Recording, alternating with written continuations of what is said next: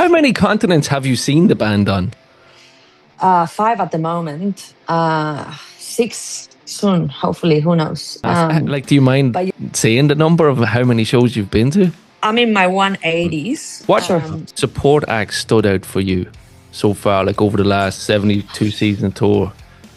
Oh, well, for me, Architects. There's no fucking need to talk about that. I wouldn't shut the fuck up about Architects. It's right down my alley. I love metalcore. Evanescence has been good, though. Okay. Surprisingly good for me, anyways, because I never got to see them live before. But yeah, Sydney, I was hoping it to be loud, hoping it to be like one of the best ones, if not the best one. But I didn't get that vibe. I had the opportunity to chat with Lars at this Mill Valley Metallica Sydney live premiere in San Fran. People went insane with the Doodle in Melbourne. I can't remember the name of the song. They play me a very stock standard show, and that's where people complain, because then they see this donut in America, in Europe, and we get fuck all. I understand that, but again, we live far, so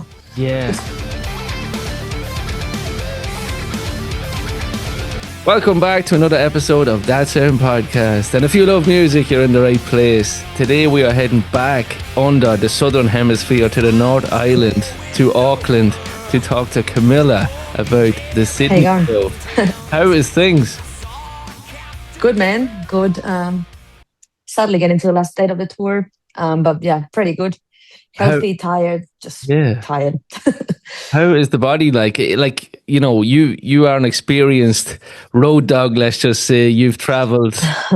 I actually, before we get into it, I'd love to talk about, briefly, I listened to your episode with Craig McGuire about your trip to, and I was listening, I should say, driving around Ireland, and my jaw was like opened listening to the stories about the boat and stuff. Like, tell us, how many continents have you seen the band on? 5 at the moment. 6 soon, hopefully. Who knows? But 6. 5, 6. Yeah. But Antarctica is the one that it will never happen again, So I was happy to be there so long ago now. It's a while now. 12 years. Was it 12? Just about the last time Metallica played here too, like in Australia. Yeah. Listening to you guys on the boat over, and it got a little bit hairy on the ferry over, and it was kind of scary. Bad. Not good. Look, the good thing about, I have a few things to say about that. We'll do a whole podcast about Antarctica, whatever. But things that I regret and things that I loved about it. There's plenty on both, but getting there, being naive and being young, not knowing what you're up against. In my head, I'm like, I'm just gonna go there. I'm gonna see my favorite band. It may be cold, and we're good. That's it. I did not think about the logistics. I did not know that we have to go through a passage that is deadly, that people talk about, that is very well known as Drake Passage. And what we were gonna be put up against. And how my body was going to react to it, not just my body, but everyone else in the boat, we were all dead for 2 days or whatever it was, because it took forever to get there. It took forever to get there, and so that's one of the things that I'm glad that I didn't know, because sometimes your head can feed it to you, when you're scared, and you would have been expecting to be scared. It's like when you get on a plane and you get bad turbulence. That can happen, but until you actually go through a really bad flight or really bad turbulence, then you develop this fear to turbulence. Versus, being in the open ocean, no one to come and fucking rescue you. And we were up against these massive waves crashing up on the fucking boat. And I was just 20 years old. What are you on about? You know what I mean? What's happening? Oh my God, I was listening to the episode, and I swear to God, I was getting heart palpitations. I'm like, oh my God, I would die, because I am useless. I get motion sickness.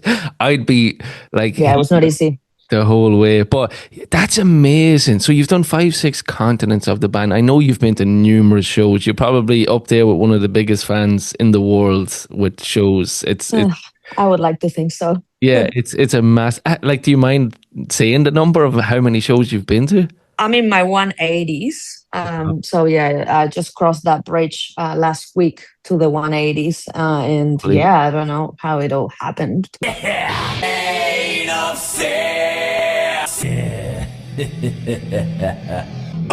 be honest with you, it just, you keep going to shows, so the numbers keep growing. I'm not big on numbers. I'm not a numbers person, and I don't want to make our culture to go and see our favorite band to make it about that. I'm not about that. Yeah. Even though Lars will come every second show to ask me how many shows I'm in, and he likes to know, and he likes to guess the next number, and that's a him thing, that I'm happy to feed it to him because I love the guy, but in general, if I can dodge it, because I don't think it's about that, you know what I mean? Yeah, it becomes way too competitive and dumb, and I'm not about that. So that's good. Yeah, that's good. I appreciate that because you can see some things that people get really competitive about, whereas it's just a band that we love.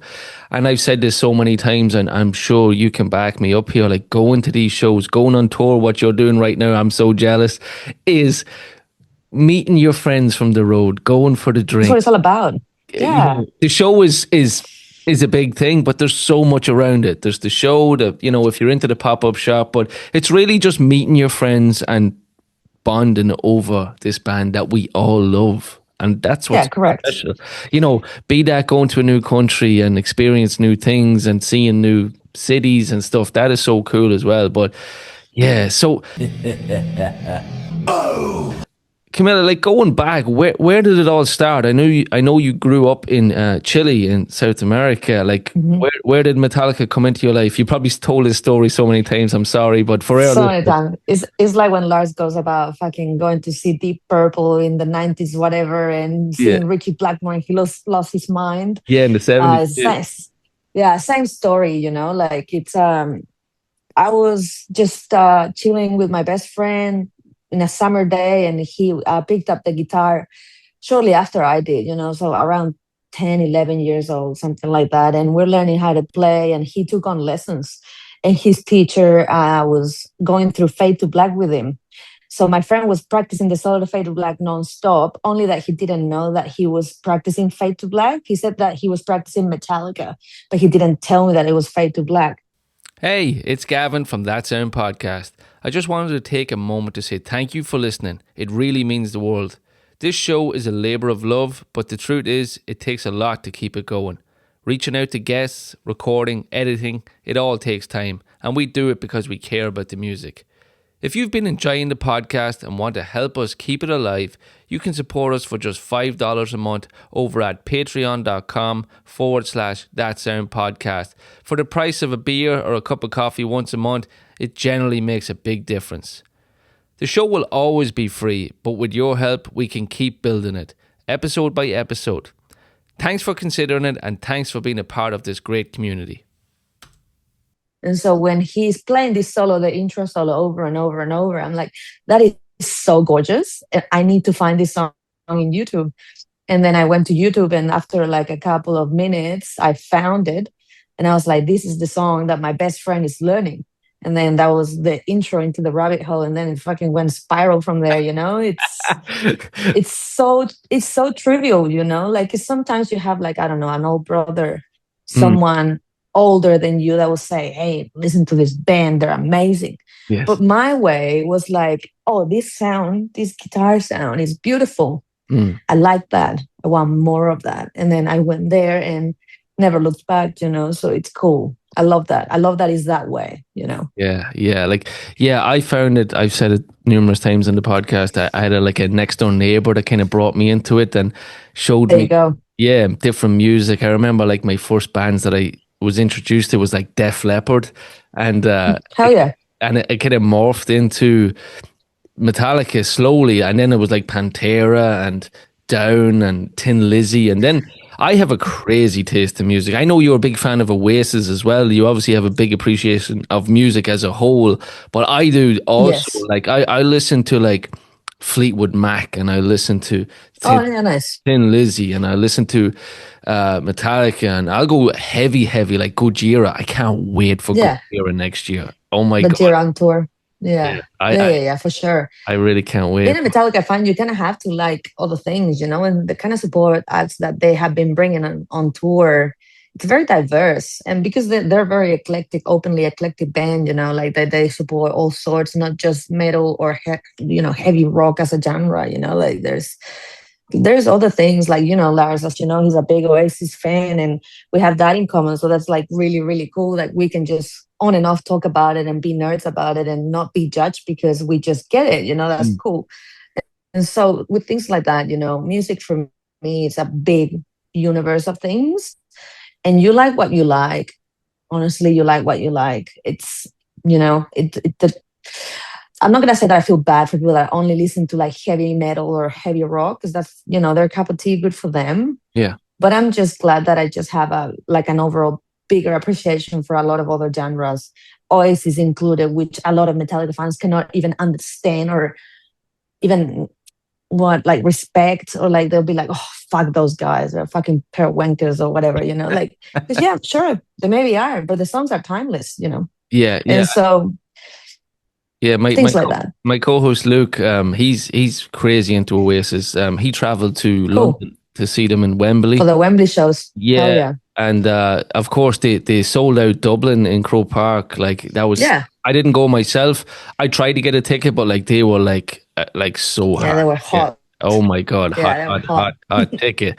But going back then to like Chile, like what was the scene like? Was there much music happening? I think. Before you can get into it, South American fans, for me, in a whole, music fans are the best in the world, by far. Fucking out, we are. Yeah. Like, yeah. When I watch the shows, I'm not gonna argue with that. Like, even like, Buenos Aires or Santiago or, Mexico City or Bogota or any of these shows I watch in different countries, I'm like, that's where I want to go. That I'm watching it. I'm like, I can almost feel it. I'm like, that's the energy I want to be. I'm probably a little bit too old now to be in the mix of what I used to want to be in, but the energy of fans are, to me, the best in the world. I think it's just ingrained in our DNA. Like, it's hard to like verbalize or conceptualize why we are the way we are with music, or why are we so rough down there in that region of the world. Like, I personally, I'm a very calm person. Like I'm not the kind of person that like pushes and shoves to get to the front. I'll just get there early so I can be there and no worries, But there are people down there that they'll just turn up last minute and they'll shove their way to the front and they thrive through that. And just like that person, there's like a million of them in the same room. And that's how the crowd becomes so violent or so like, full on. Slipknot, I see you have Slipknot at the back there. They call the fans maggots. I was a big Slipknot fan growing up because the way they look from above is like maggots. Yeah. And South America, seeing from above, big crowds, it can be like that. Like it's so smart. I think that's a clown thing that he named it maggots because the way he sees it. Yeah, and it's so real, Yeah, and then the song, of course, the pulse of the maggots. It's vibrating. I love that song. I love that song. Yeah. The way we move, like it feels like that. But yeah, I'm just glad that you can't change where you are born. Certainly, and being Chilean, it's cool, man. Like I wear it in my stride, it's who I am. And even though I don't live there anymore, by choice, I will die Chilean, no matter what I do. Yes. So it's cool that my region is well known for its love for music, and same goes for Argentina and so on. Yeah, no, brilliant. And of course, then you moved to Australia. You're living in Adelaide now, so yeah. So, before we get into the Australian and New Zealand tour, I'd love to pick your brains of someone who's been on so many shows. What support acts stood out for you so far, like over the last 72 season tour? Oh, well, for me, Architects. There's no fucking need to talk about that. I wouldn't shut the fuck up about Architects. Like, it's right down my alley. I love metalcore. I love Bullet for My Valentine. Like, I love Architects. I love Avenged. Those are the other kind of bands that I'm very, very big on, like metalcore and stuff like that. Sadly, Architects was just a few shows. It was not like let's take you guys on tour forever, like they did with Ice Nine or Pantera now. Greta a couple years ago, you know. So yeah, Architect, very short-lived, but I lived it. I enjoyed every opportunity I got to see them open for them. I didn't mind Mammoth near the end of it all. Like I became quite fond of them, but just like you know them that I kind of enjoy. There's also more than maybe I dislike more than what I like, should I say? Like Yeah. couldn't stand like Five Finger. I hardly sit through Pantera. It's like, Yeah. oh, I seen you know, your like expression there with Pantera. suicidal. Yeah. Suicidal is like, bro, like honestly, this is personal. Yeah. Yeah. Yeah. This is personal. You like what you like. I just Yeah. said that, you know. But like, yeah, man, like there are bands that I just hardly sit through. And I'll just go to the loo. I'll Yeah. go get me a beer. I'll just get going. You can't chat to people when they're playing because it's so loud. So Yes. you have to keep entertained somehow. And I'm not as disrespectful to like sit down on my phone, just doom scrolling while I'm at a show. I will Yeah. still look at them. I will still see what they're trying to do. But I also, you know, I've seen so many support acts in my life. I know what works. I know what doesn't work. And with, you know, suicidal tendencies and a few other bands from the past, there's a vibe that you know maybe this is not the right fit or this is just like a whatever move from the band to try and support this other band and so on. Evanescence been good though, Okay. um, surprisingly good for me anyways because I never got to see them live before. They're quite enjoyable to watch. Mm. So and you know Amy is super talented and you Yeah. have to be completely ignorant to you know not acknowledge that she's just a Yeah. master of her own craft, you know. 100%. Yeah. Yeah. Her voice is like, hypnotizing. It reaches that, it pulls at your soul, like it pulls at the emotions. Her voice, It's insane. yeah, she's As really, a female, as a female, because you don't see a lot of females opening for Metallica, right? As a female Metallica fan, you see her on stage in full control of her voice and the way she will sing and take control of the crowd. It's nothing short of inspiring and super amazing. yeah. So I can totally say, you know, maybe they're not my cup of tea. Maybe I won't be the biggest Evanescence fan after this tour, but I can sincerely appreciate that she's out there doing it big time, you know. Cool. Another band that I'd like to ask you about, you didn't mention, was Limp Bizkit. You're not a fan of them? Look, I'm a 90s baby. I know every hit, Mm-hmm. right? So going in without any expectations because you know the hits, and I didn't realize that their set list it's a set list of hits. Mm. So funnily enough, I pretty much knew every song, and they were quite entertaining to watch. Same with Evanescence, but obviously Limp Bizkit's a different vibe, so maybe even more entertaining because Fred is kind of a dickhead and he's funny, and you know he's appealing, you know, and he's funny with the crowd and he gets the crowd going. So that's Yeah. cool, you know, like I could appreciate that. I Yeah, feel like he for doesn't. sure. I think the band, I've said this before to a few people, like, I feel like Limp Bizkit know where they stand and they know that they're kind of a, Yeah. nostalgic band, and they vibe Yes. off that. They almost take the piss of themselves, but Yeah, they do. for some reason it works. And of course, rest in peace to Sam Rivers, who unfortunately, Yeah, that's crazy. That's yeah, crazy. Like that completely I was yeah, so thrown off by it. Like it yeah, almost felt like fake news. Because yeah, you I saw him there perform fucking top of the tops. Like he was amazing every night, like really into it. I did not know that he was going through like an illness or anything like that. He did not come across like, "Oh, I'm dying and I'm having the time of my life here on stage." Not at all. He was yeah. just amazing to watch every night, you know. Yeah, I got to see them in Belfast over here in Ireland 2 years ago, and I actually was Yeah. chatting to him. I was chatting to him on like Instagram and stuff, and he was going to do a sit down chat with me, and then something happened, and he's like, "Oh, we're not allowed. Management's not letting us do it." So I was like, Crap. "Ah, it's okay," but yeah, I really enjoyed the show. I went to see them. They and who supported them? Tom Morello was supported Oh Limp wow. Bizkit. Yeah, and I was like, Decent. that's weird. Tom Morello supporting Limp Bizkit, but I That's kind really of good went to though. see Tom Morello, and I was pleasantly surprised by Limp Bizkit. So the vibe I got, and again, each to their own. What you like is what you like. But I feel like, yeah, Limp Bizkit was a good fit, but a strange one, similar to Evanescence. You're like, really, Evanescence? And then you see the show, and you're like, wow, Yeah. that was fucking good. No, and for my own surprise, like on that note, yeah, like Evanescence, you go like, oh, why? Yeah. Like they're very well established. They have their own fans. Same with Limp Bizkit. Same Mm. with a lot of other bands. And they still take them on tour. Like why? And why down under? Like why? Especially considering you have to take into account. And I know that this is like a bit, I don't know, funny to say, but we were getting Slipknot last tour. It was the tour of my life. Yeah. It was said to be probably the best tour of my entire life. Two of Yeah. my favorite bands, Snake Pit, you Yeah. know. But I then again, I think about it now and it's like, yeah, it was too good to be true, to be honest. Like, how was that going to work?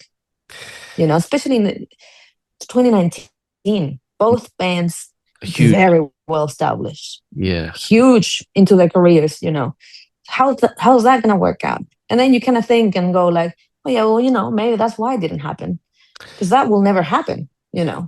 will just not happen again. I was And lucky. then we get ST. Yeah. I was Anyway, lucky enough to see Slipknot open for Metallica in Dublin in 2003, I think it was. Um, yeah, a long time ago. long time ago, and that was fucking insane. And It I would have was been. almost afraid to go into the Slipknot crowd because I'm like, at the time I was like, I don't know. I remember my cousin was like a huge Slipknot fan. He's like, please, Gavin, Mm, please come in with me. I'm like, I just want to have some beers and chill out. You know when you just want to chill out? Like yeah, I wasn't chill going on out. the rail or anything like that. I was still young, and he begged me to go in. And I swear to God, it was one of the best shows I ever seen in my life. That Slipknot show. It was like Top band for sure. unbelievable. I've seen them a few times. Especially back then. Yeah, oh, Joey Back was on then, the they would have drums. been unstoppable. Oh Yeah, they my, would have been unstoppable back then. Yeah, Iowa just was out like a year or two, and oh my God, they were insane. Great band, really good band, and I'd love to see yeah, it again with the new drummer. What's his yeah. name? Eloy, Eli Casagrande. Yeah, unbelievable, he's a unbelievable. beast. Yeah, yeah. He's very physical, and it kind of So aggressive.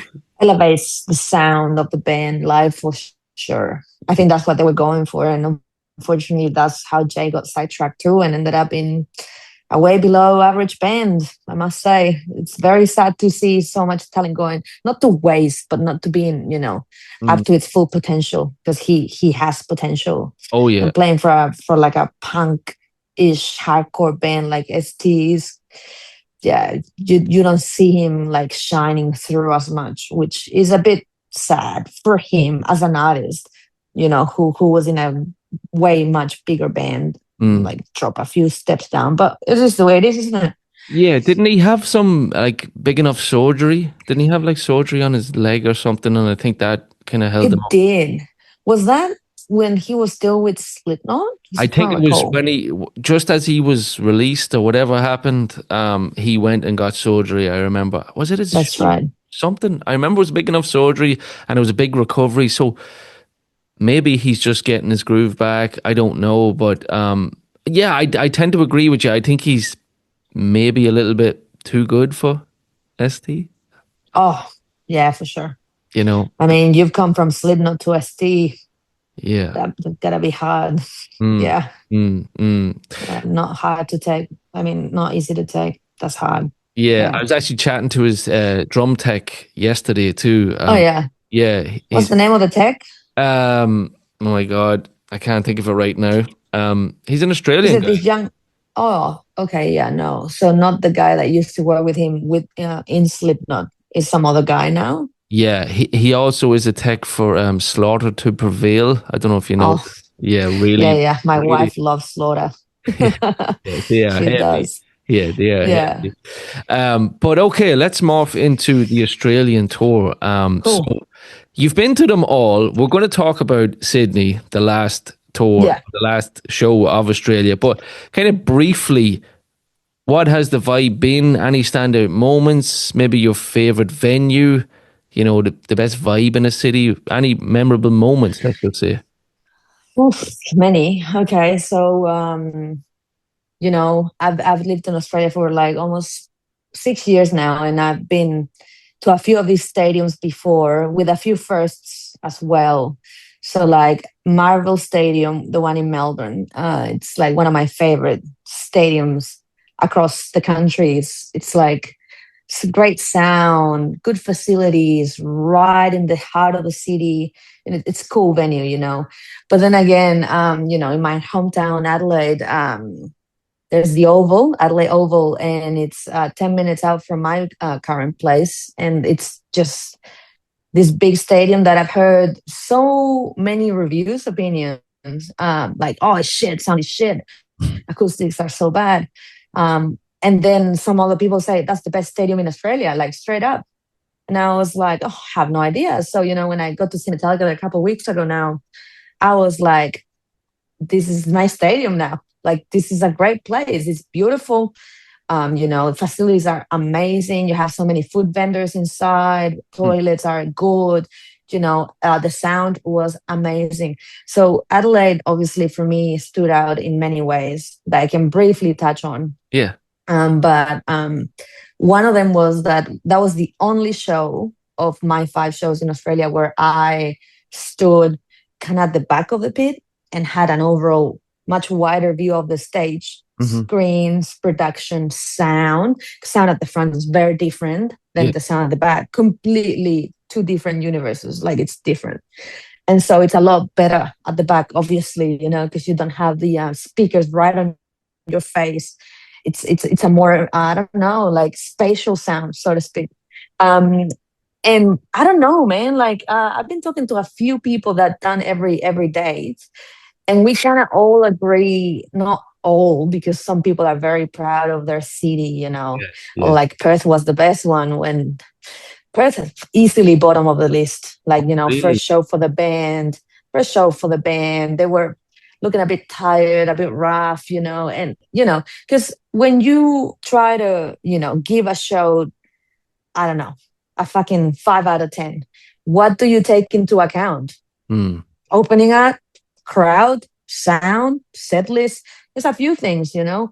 But like for me, what makes a show good big time is crowd participation. Like, if the crowd is lame, it's so hard to fully get into it, even though I still do. But like fully like get into it. If people around you are like just on their phones or filming the entire thing or just not singing anything, it kind of kills your vibe a little bit, you know. Like, not that Perth was like that, but the band, as far as them performing on stage, they look tired. Like, Lars looked tired, Kirk looked tired. James has been absolutely amazing throughout every day.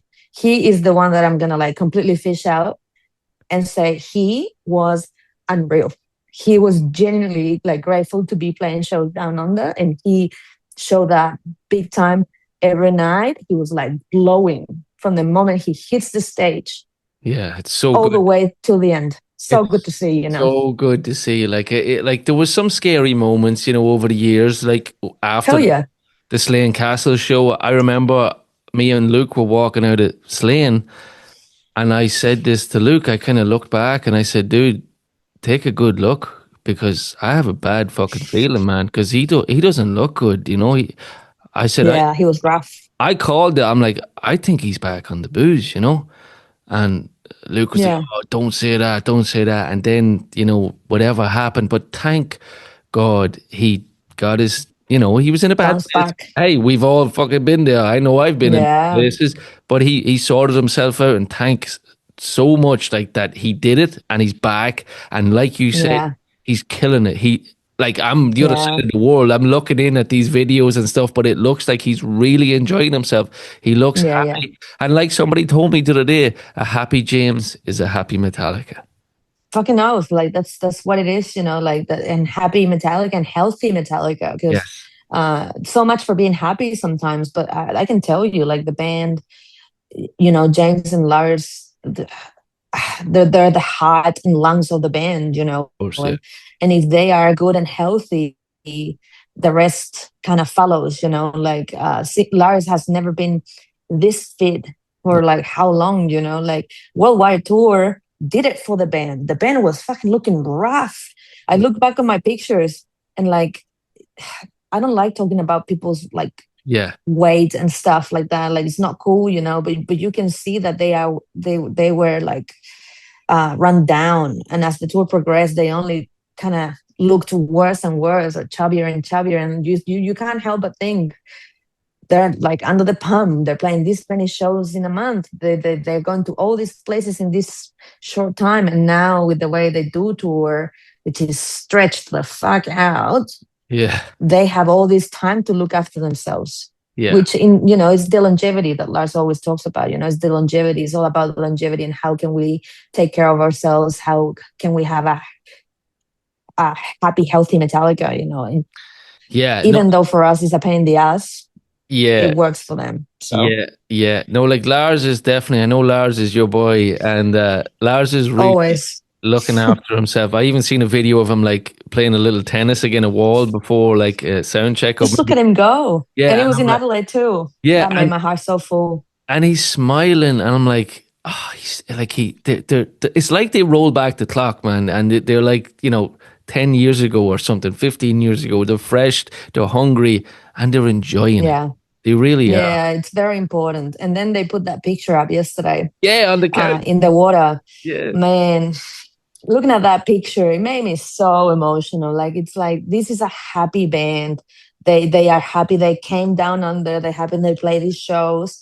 And that's a thank you picture that touched me, because they can just like huddle around, take a picture and be like, thank you, Australia, that was amazing. Yeah. But then you see him like in a boat, relaxed, beautiful sunset in the back, Sydney Harbour Bridge there, like it doesn't get any better than that. And they just look happy and healthy. And, as a fan, you can't really ask for much more than that, it's cool. Yeah.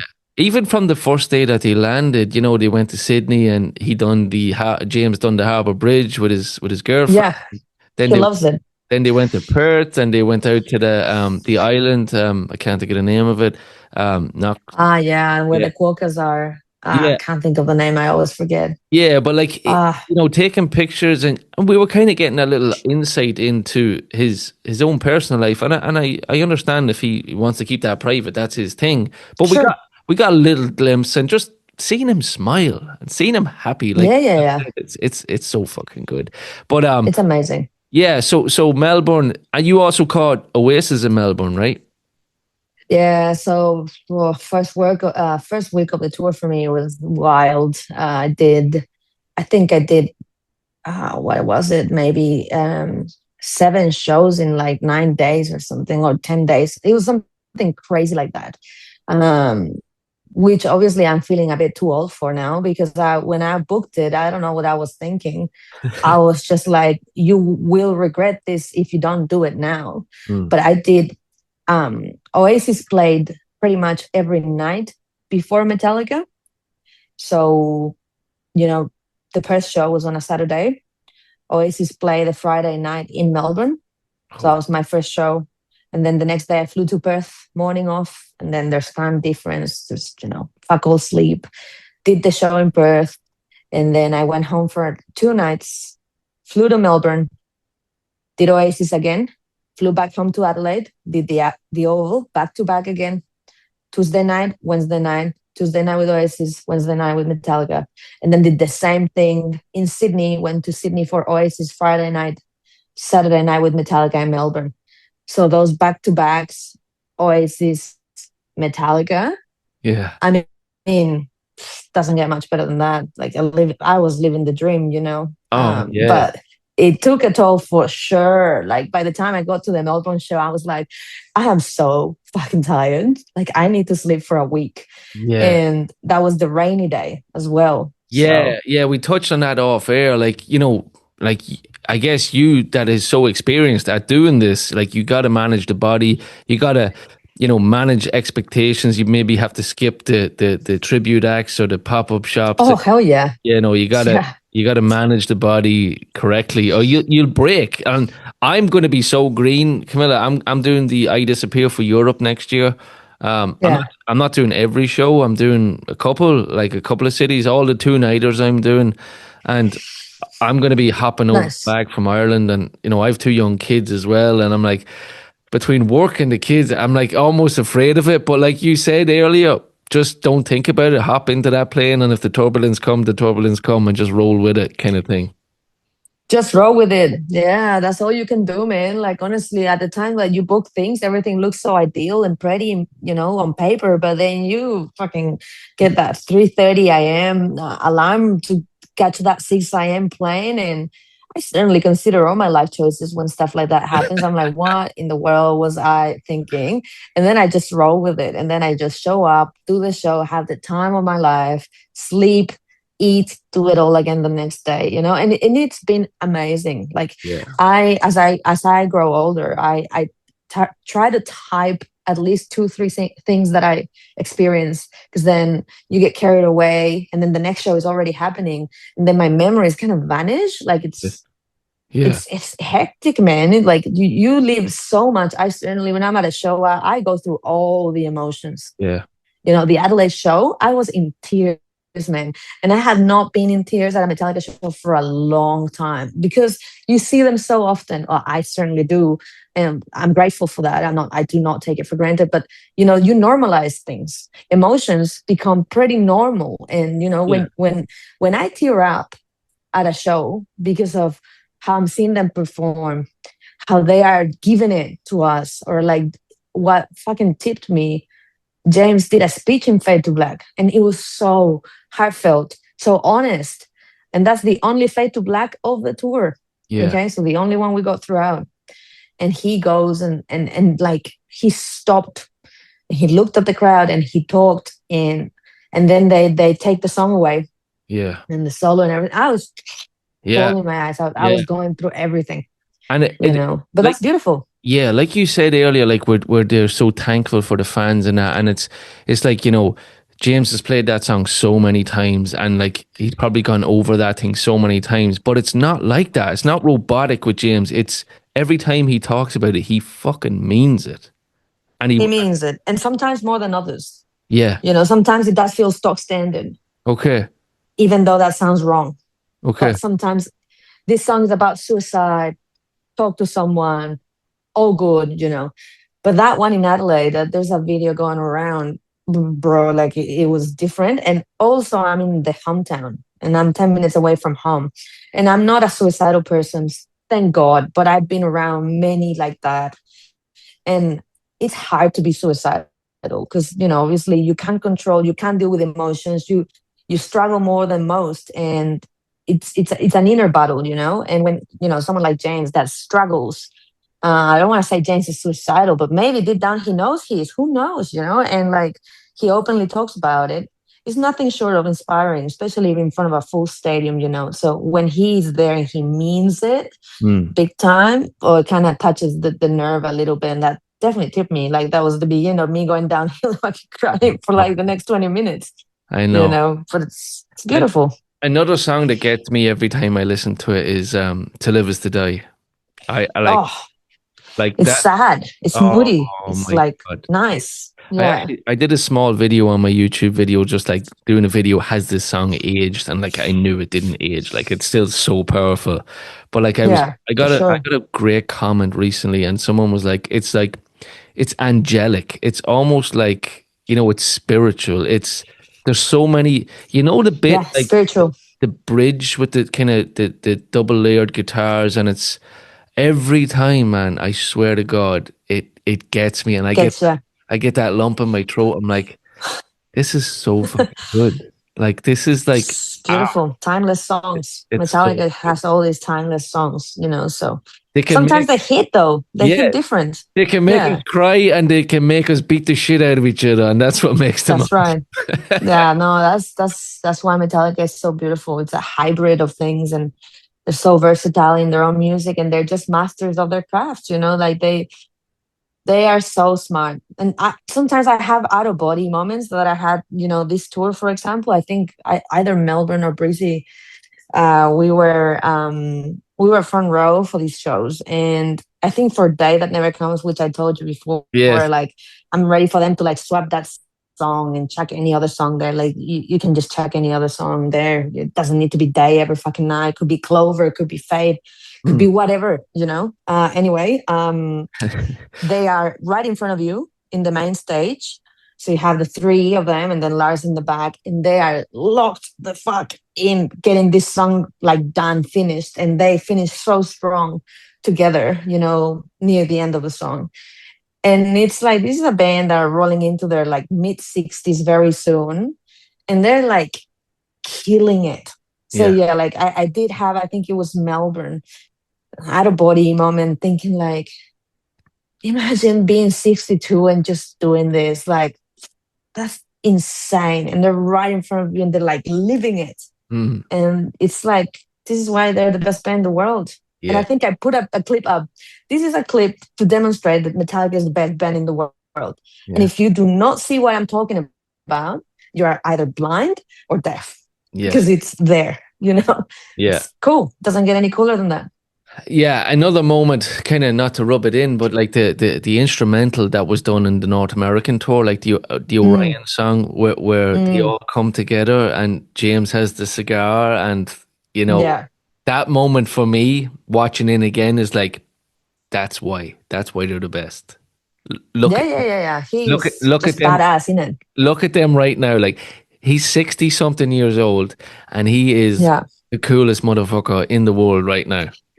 Yeah, he makes it out to be like that too. It's just so badass. He loves badass. He loves it. Yeah, like, he lives for it. Yeah, I feel like he's come, I know this might sound silly, but like more out of his shell after all these years. Like he's kind of embracing being the front man even more. I feel like sometimes, you know, I don't know the guy, I'd love to know him, but like you read that he's more shy and more reserved than that, but like there is moments where he wants to shine. He wants to be really out there. And I know that sounds funny. He's the front man of the biggest band of the world.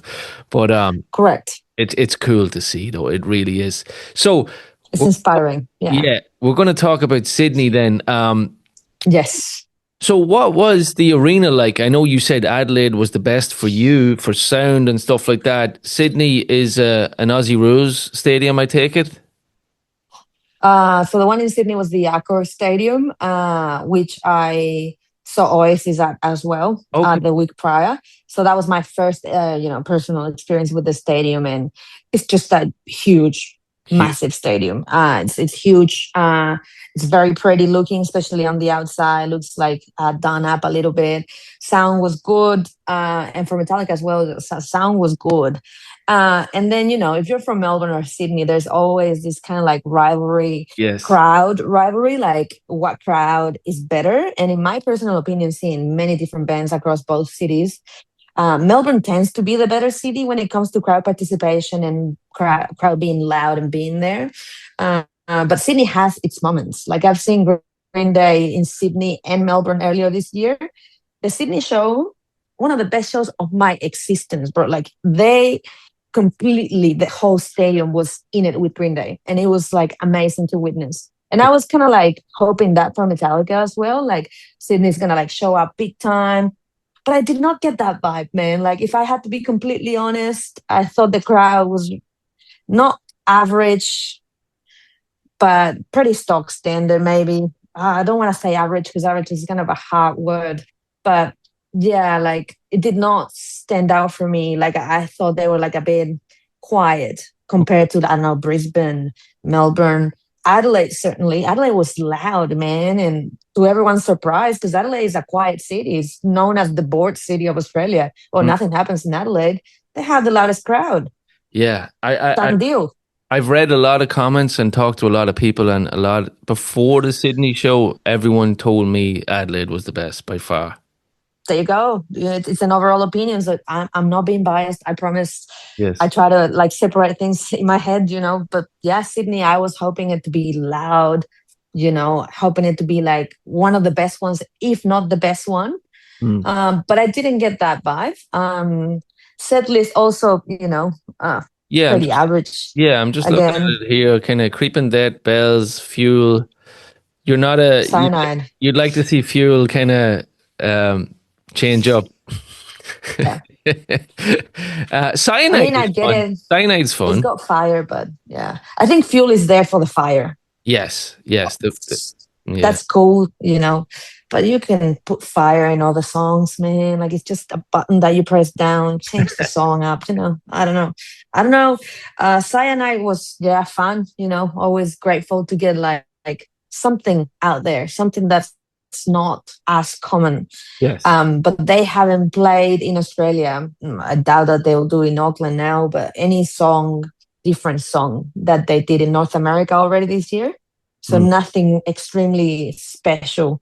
So you got Holier, Leper, King, and then Ride, which is always there, Memory, that is always popping in and out, and Same. now Cyanide. Yeah. So yeah, they played Cyanide in Sydney, and people were like, "What is this song?" You know Oh, what I mean?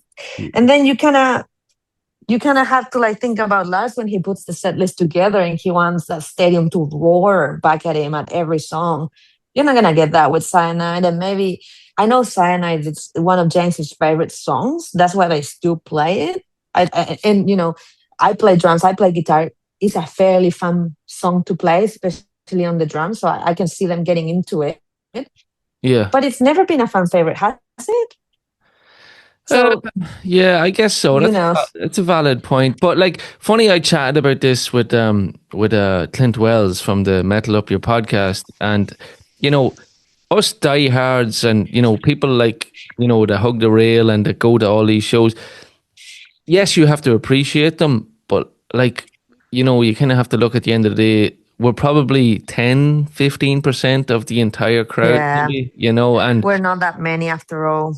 but it must be tough. Like Lars, I guess Lars is one of the main conductors of putting these together, and Oh yeah, he's the master. he's the master. That's your boy. But Yeah. yeah, I guess it's so difficult, and I guess like even looking at the North American tours, there wasn't. Yes, there was two night no repeats, but it was pretty much there was a standard of the set that was repeated, and you only had, was it three maybe different slots? two two rotating slots, Yeah, maybe three, but that third one, which used to be, I don't know, Day for Clover, yeah, Clover for Fade for Sanitarium, it became slimmer and slimmer and slimmer, meaning yeah. they changed it less and less, and they just left Day there. And but Shep and I talk about this all the time because it used to be a rotating slot and now it's just Day. It's just You know there. what I mean? Yeah, yeah, It's just fucking Day. When you have Clover and you have Sanitarium, you yeah. have all these songs that you can chuck there. You just have all these songs. When they play Cyanide the other day, I'm like, great. Day is getting out today. It's happening. Did Yes. not happen. And I was like, oh, why do I even have like high hopes? It's funny, because I had the opportunity to chat with Lars at this Mill Valley Metallica Save My Life premiere Yes. in Yes. San Fran weeks prior to Australia. And I had the opportunity to talk to him for a little while there in the after party. And I told him very briefly because he made sure so many times. Every time he asked me, "You're doing every show down there, are you?" I'm like, "Yes, sir, I am." He's like, "Okay." And then he would ask again, "You sure you're doing it?" Because he knew I was doing some Oasis and some Oasis overlapped with Metallica. But I was like, "Yeah, Lars, like I'll be at all of your shows and then I'll do Oasis in between. All good." And then I said to him, "Adelaide, man, you better deliver with that set list." And I went to him like this, and he kind of went like, "This is 3 weeks prior, okay, or two and a half prior." And he's like, "We haven't even looked at that yet." And I was like, okay, discouraged automatically. I was like, we're 2.5 weeks out, and he's so genuine. Let's one fucking lie to me in my face and tell me, "Yes, Cami, I'm gonna make it super amazing just for you." But I let this stand out, and I want to say that that's him. Yeah. Just trying to stay truthful. And I said, if anything, bro, Adelaide show, please, please. And he certainly, in my opinion, he delivered. If you compared all the set list, Adelaide is Yes. definitely the best one. Yes. You know, Did you so did you get to kind of have any interactive actions with him during any of the show? throughout the tour, Yeah. yeah, plenty actually. He's been so graceful. like, oh man, like he came for the Perth one when I told you he was a bit off. Yeah. He came and say hi, talk to me from the stage for a little while, and it's very cute. And then Adelaide, I was at the back, so that was the next show. But then I think he spotted me between songs when the drums come to the back of the pit, and then yeah, he said hi there. And then Melbourne, we had like a much longer interaction as well. He asked me how was the Adelaide show, how was it seeing Metallica in your hometown, and I was like, oh, I love you.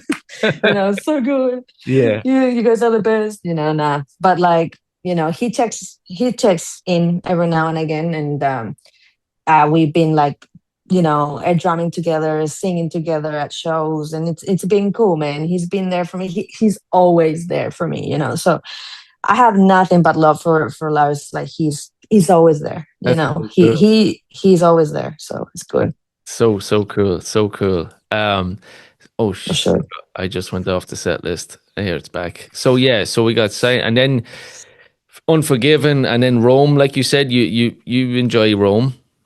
Oh man, I give it my all every night. Like I give it my all. It's a song about me. That's Yes. how I see it. Yeah. It's a song about fans. It's a song about what we do. Those lyrics, they just come out of my body, because they're so meaningful. And like most times, like I find myself singing that to him, and he sings it back to me. I mean, Lars, not James. James will be like around the mics on that song. And it's cool, man. Like he gets it. And I think for one of my meet and greets with him, I told him Rome is the one song that can perfectly never leave the set list, and I'm fine with, because it's meaningful, it's powerful, it's amazing, and like that's again, it's personal. People can be like, oh fuck Rome, put No, anything there. I don't know. I've never thought about it that way, and that's a brilliant take on it. I never thought about, the Thank you. fans that are going Hell around. yeah. Like that's Yeah, it's about us, yeah. and like that's how James saw himself as, a man going into his 30s, a roamer of the land. And, he was going all over the place, Yeah. touring with this band, becoming huge. And think about it, that, that time and place when he would have written whatever I may roam lyrics, at least, they were just about to become the biggest band on earth. Oh yeah, They like were still getting there, yeah. I always took it from the perspective of the band roaming around, but no, I love the fact that you flipped it and it's like the fans. I love it. Hell yeah. Yeah, Brilliant. like, it's the lyrics are like so ingrained into what we do, like what I do, certainly, and how I'm proudly doing this since I was like little, and I've become an adult as the years go, but it's beautiful. Like it's a song that can stay there and I'm fine with. It's totally fine with. And Brilliant. the crowd gets into it too. So it's Of always like course. It's a I feel great like it's a crowd favorite. yeah. Yeah, for sure. Everybody knows It's a it. safe take, but good. Yeah, it's good. I agree. I agree. Um, And then the but doodle you the wrote Doodle was, yeah, again, Doodle in Sydney was a bit of a miss. They went on forever with it. At least it felt like forever. But yeah, like the one in Adelaide was good. The best one was Melbourne. okay. People went insane with the Doodle in Melbourne. I can't remember the name of the song. Was that Probably Michelle would have told you in her review. yeah, I think Uh, was that the one that no, which was the one like it's kind of a local song and everybody sings back get fucked or something. that was Adelaide. Oh, that was that. That was Adelaide. Yeah, Yeah, that was yeah. Adelaide. That was cool. People got into it, but Melbourne was like on another level cool. Like people knew these songs. Perth was not bad on that doodle as well. It's just Brisbane, I think, Brisbane and Sydney that were a bit of a miss Yeah, Brisbane. with what they picked. Was it the In Excess song, the Australian band In Excess? Was that I Brisbane? think they did a fuck man, like it feels like a blur Like, now because but like they done AC/DC for those about to rock kind of doodle, and then it morphs into Rose Tattoo, which I get. Rose Tattoo are an older band from like the 80s. yeah, the AC/DC part was fine. People kind of got into it, but then yeah, they moved into that other one, and but crowd participation was a bit dead there. So I guess they need it. They obviously need it. James need that vocal break, and probably Lars needs a little breather too. And that's adjust their wigs. That's what James says. Yeah. But like, Such an idiot. I'm totally fine with that, man. I'm like, you're 60 something years old. Sit down, have a drink or smoke or whatever you want to do, man. Yeah. I'm fine. But even Yeah. sometimes, and I've asked some fans about this, and I'd love your opinion. Like, why don't you all sit down and like just put a video up of Cliff or something? Like, just take Look, man, I'm right there. I'm yeah, right there with you. For a long time coming now, especially on the donut, because how many times can you play the United States, right? yeah, Think about Shep. The amount of times that maybe Shep has seen Metallica, that's how many times they play in the US in the last 3 years or 2 years, whatever it is. That is insane amounts. How many doodles can you come up with for that amount of times that you're in front of an American audience? mm-hmm. Chuck a video on the screen, man. Yeah, Fucking yeah, hell. yeah, Like, yeah, get everyone to have a break, not just James and Lars. yeah, Get exactly. everyone to have a break and put a video of the city. I don't know, something. Work on something else. I Yeah. think it will be much more appreciated, far more engaging, Mm. especially in the US, man, because the doodle in the US is just whatever. It's like we're here killing time. Yeah, I really think, and Yeah, you know sometimes it works, sometimes it doesn't. what I loved, and a good point that you made, like a video about the city. Do you remember? It just comes back to me, Slane Castle in Ireland. Oh, what a And show. were you there? Hell yeah. Oh, nice, nice. Hell yeah. Um, at the time, the social media, every city at that time, there was like a thank you, and they had this cool Yes. video of They still do it. Slane Village. Oh, do this? I haven't seen them. They still do it, and they put like thank you Melbourne, Sydney, Brisbane, and Adelaide at the end. Okay, I haven't They seen them. they do like a little few drone takes of the city, fans getting into the venue. The video is becoming more and more stock standard. In other words, it's becoming more and more lazy because for it to be relevant, you have to get the footage day off, put it together while the show happens, and have it ready to go on the screen when the show is done. Mm, Metallica has so much money, so mm, many resources, yeah, and yet they're so basic, stingy with their creative team and the way they you know document these shows, and they put them in social media in the most basic way. It's a band that has the world in its hands. They can do so much more. I'm an art director. It's frustrating for me to see the way they handle it, and it's always been frustrating. They only have two photographers that are also videographers, and oh, don't want to talk shit about them because love them both, but goddamn, mm, there's so much more you could do.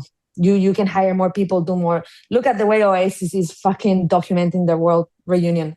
Insane. yeah, Touching images, bro. The photos kind of come to your face when you see the picture. You feel the raw emotion of people seeing this reunion, yeah. the energy, the way it's being captured. You get that at a Metallica show. You get these things. They're Mm. just not being captured properly. You know what I mean? That's my take. And Yeah, that's that's me a fair down there. point. Yeah, in case we get in trouble.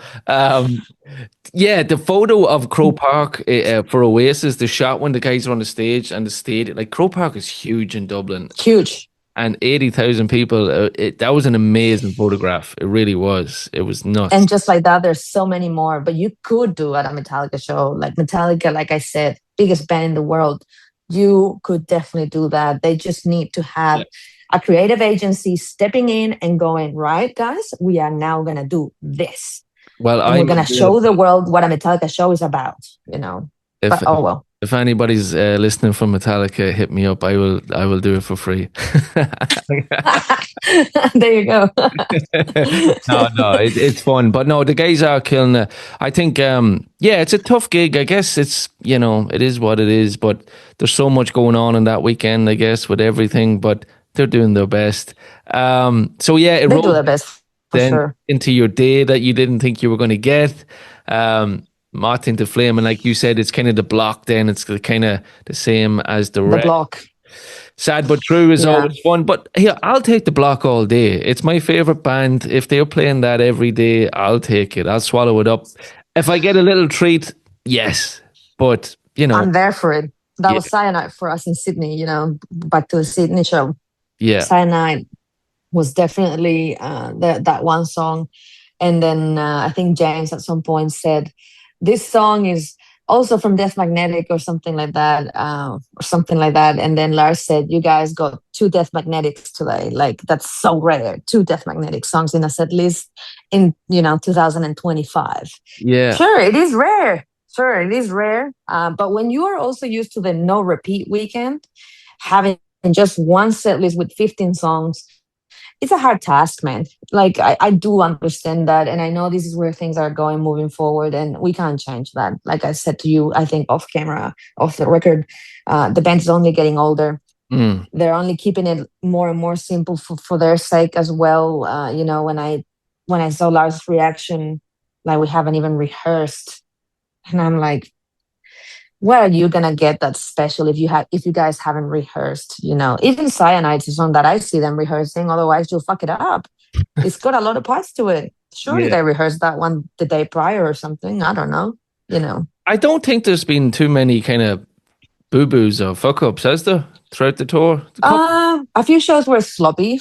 Sloppy Okay. is a good word. Like a few fuck-ups here and there, but nothing massively bad. Yeah, to be expected. They recovered pretty quickly. I think there was a Melbourne one.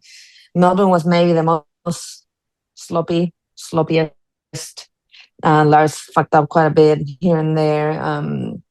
But he was in a great mood. We had a great chat.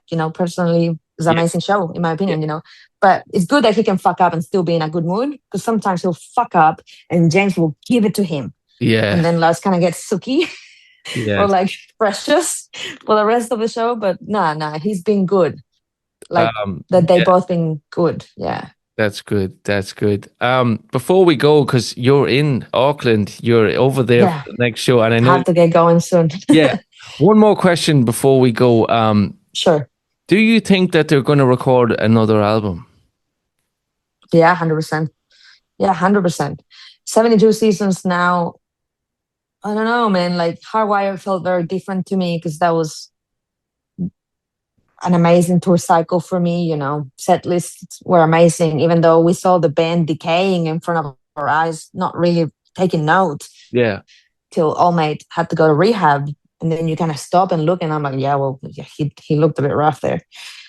He had to take care of himself, like you said before.